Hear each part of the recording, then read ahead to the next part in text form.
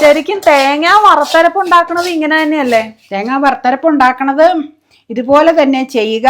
പിന്നെ മുളകും മല്ലിയൊക്കെ അതിൽ ചേർക്കണമെന്നുള്ളവർ ലാസ്റ്റ് സമയത്ത് മുളക് പൊടിയും മല്ലിപ്പൊടിയൊക്കെ ചേർത്തേച്ച് ഓഫ് ചെയ്തിട്ടേച്ച് ചെറിയ ചൂടുള്ളപ്പോൾ അരച്ച് വെക്കുക. അപ്പൊ അരച്ച് വെക്കുമ്പോൾ എണ്ണ തെളിഞ്ഞു വരും. പൊടിയാവുമ്പോൾ ചമ്മന്തിപ്പൊടി ഉണ്ടാക്കുമ്പോൾ അതിലേക്ക് പുളിയും കൂടെ ചേർക്കും ലാസ്റ്റ് ടൈം ആവുമ്പോൾ. അത് കഴിഞ്ഞിട്ട് ഇടിക്കാൻ നേരത്ത് പിന്നെ നമ്മൾ പൊടി ഇടി അല്ലെങ്കിൽ പൊടി അതിന്റെ സമയമാകുമ്പോൾ ഉപ്പും ചേർക്കും. അങ്ങനെ ചേർക്കുമ്പോൾ എണ്ണ തെളിയൂല, ഉപ്പിലേക്കും പുളിയിലേക്കും എണ്ണ വലിയും. അതാണ് വ്യത്യാസം.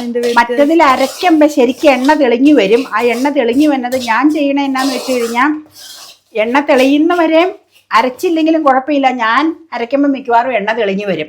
എന്നിട്ട് നമ്മളൊരു പ്ലേറ്റിൽ എടുത്തേച്ചത് തണുത്ത് കഴിയുമ്പോൾ കട്ട് ചെയ്ത് വെക്കുമല്ലേ പതിവ്. ഞങ്ങൾ ചെയ്യണ കാര്യമായിട്ട് ഇപ്പോൾ കുറേ നാളായിട്ട് അങ്ങനെ തേങ്ങാ വറുത്തരപ്പ് ഉണ്ടാക്കാറില്ല. അതിന് പല പല കാരണങ്ങൾ ഉണ്ടായിരുന്നു. ഇനിയിപ്പോൾ ഇച്ചിരി വറുത്തരപ്പൊക്കെ ഉണ്ടാക്കണം.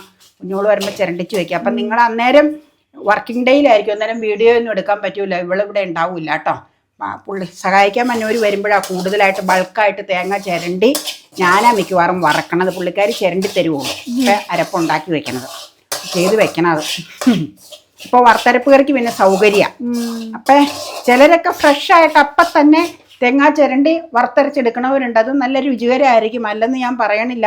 സാധനങ്ങൾ സ്റ്റോർ ചെയ്യുന്നത് പോലെ നമ്മൾ സൗകര്യാർത്ഥം ഇങ്ങനെയുള്ളത് സ്റ്റോർ ചെയ്യണത്. അപ്പം വറുത്തരപ്പ് അങ്ങനെ ഉണ്ടാക്കി സ്റ്റോർ ചെയ്യണവര് വെള്ളം ചേർത്ത് അരയ്ക്കാതിരിക്കാൻ ശ്രമിക്കുക.